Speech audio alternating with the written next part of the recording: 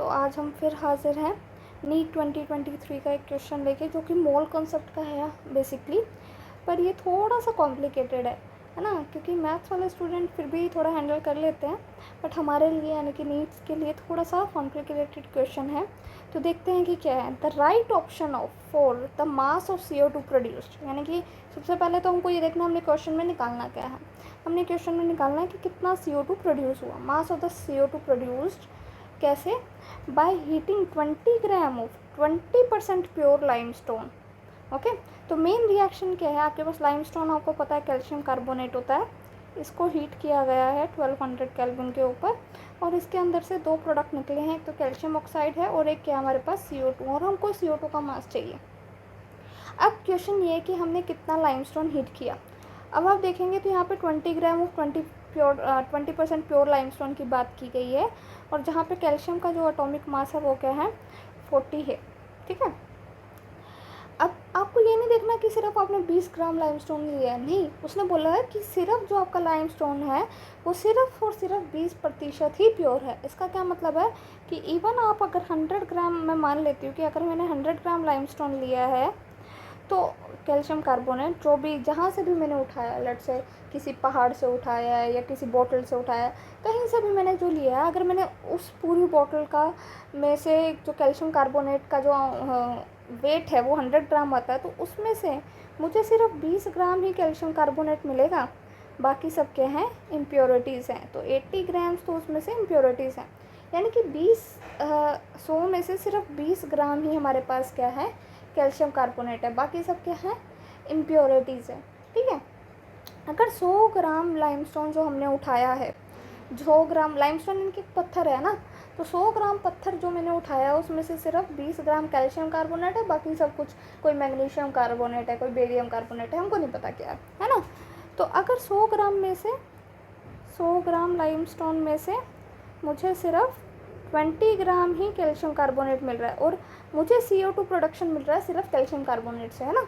तो इसलिए मेरे लिए ये जानना बहुत ज़रूरी है कि कितना कैल्शियम कार्बोनेट हमने इनिशियली यूज़ किया। 100 ग्राम लाइमस्टोन से कितना कैल्शियम कार्बोनेट मिल रहा है, 20 ग्राम। 1 ग्राम लाइमस्टोन से हमको कितना मिलेगा, 20/100 gram of calcium carbonate, right. और हमने कितना लाइमस्टोन लिया है, 20 ग्राम लिया है ना, तो 20 ग्राम से हमको कितना मिलेगा, 20 × 20/100 ग्राम। ऐसा क्यों, 100 ग्राम से हमको मिला था 20 ग्राम, 1 ग्राम से हमको मिला 20/100, तो 20 से करने के लिए 20 से मल्टीप्लाई कर देंगे, तो कितना हो जाएगा, इट्स 4 ग्राम। यानी कि जो आपने 20 ग्राम लाइमस्टोन लिया है उसमें से सिर्फ 4 ग्राम ही कैल्शियम कार्बोनेट है, यानी कि अब ये 4 ग्राम ही डिसाइड करेंगे कि कितना CO2 मैं प्रोड्यूस करूँगी, राइट। लेट्स से उस रिएक्शन को रिविजिट करते हैं।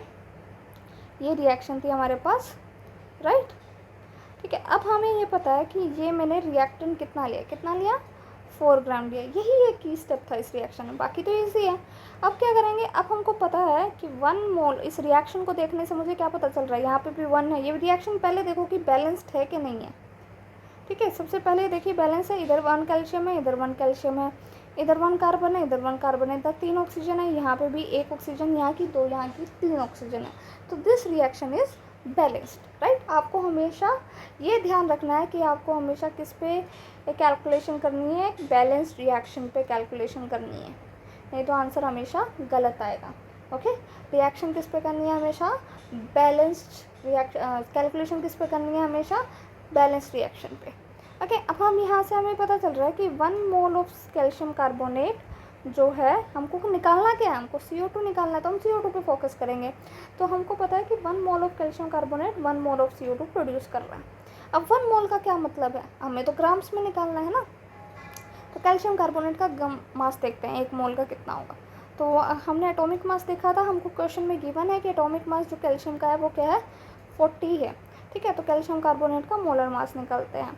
तो 1 मोल कैल्शियम का मास है 40 ग्राम, कार्बन का होता है 12, ऑक्सीजन का होता है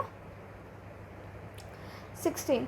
ठीक है, 3 ऑक्सीजन है इसलिए हमने 3 से मल्टीप्लाई कर दिया, तो टोटल क्या आएगा, सो टोटल आ जाएगा हमारे पास 100 ग्राम, है ना। तो यानी कि molar mass of calcium carbonate is 100 gram, correct. और हमने देखा कि 1 मोल CaCO3 1 मोल CO2 प्रोड्यूस कर रहा है। अब CO2 का मोलर मास क्या है, तो कार्बन का तो 12 और ऑक्सीजन का 16, तो 16 into 2, right. So that will give you total 16 into 2 32 plus 12 that is 44 gram, right. तो यानी कि मैं ये कह सकती हूँ अब कि 1 मोल यानी कि 100 ग्राम ऑफ कैल्शियम कार्बोनेट क्या दे रहा है मेरे को, 1 मोल CO2 यानी कि 44 ग्राम ऑफ CO2 हमको मिल रहा है, करेक्ट, ये हम बोल सकते हैं। अब 1 ग्राम कैल्शियम कार्बोनेट कितना CO2 देगा, 44/100 gram of CO2, isn't it, यही देगा। तो हमारे पास हमने यूज़ कितना किया था, 4 ग्राम किया था, तो 4 ग्राम के लिए हम इसको 4 से मल्टीप्लाई कर देंगे। 4 ग्राम CaCO3 will give you 4 into 44 divided by 100 gram of CO2। अब इसको कैलकुलेट करना है हमको सिर्फ, 4 into 4 is 60, 4 into 4 16, 176 divided by 100 gram of CO2 है ना, तो 100 है तो डेसिमल आ जाएगा, दैट इज़ 1.76 ग्राम। तो क्या ऑप्शन में आंसर है, yes. So the correct answer is 4। तो हमारा आंसर क्या आ गया, 1.76 ग्राम जो है CO2 प्रोड्यूस होगी, ठीक है। तो अगर आपको ये वीडियो पसंद आई हो तो आप प्लीज़ इसे लाइक करिए ताकि और लोगों तक भी पहुँचे, और अगर आपको कोई और क्वेश्चन में डाउट है तो आप प्लीज़ कमेंट सेक्शन में उसको ज़रूर लिखिएगा। Okay, till then bye bye, thank you, take care.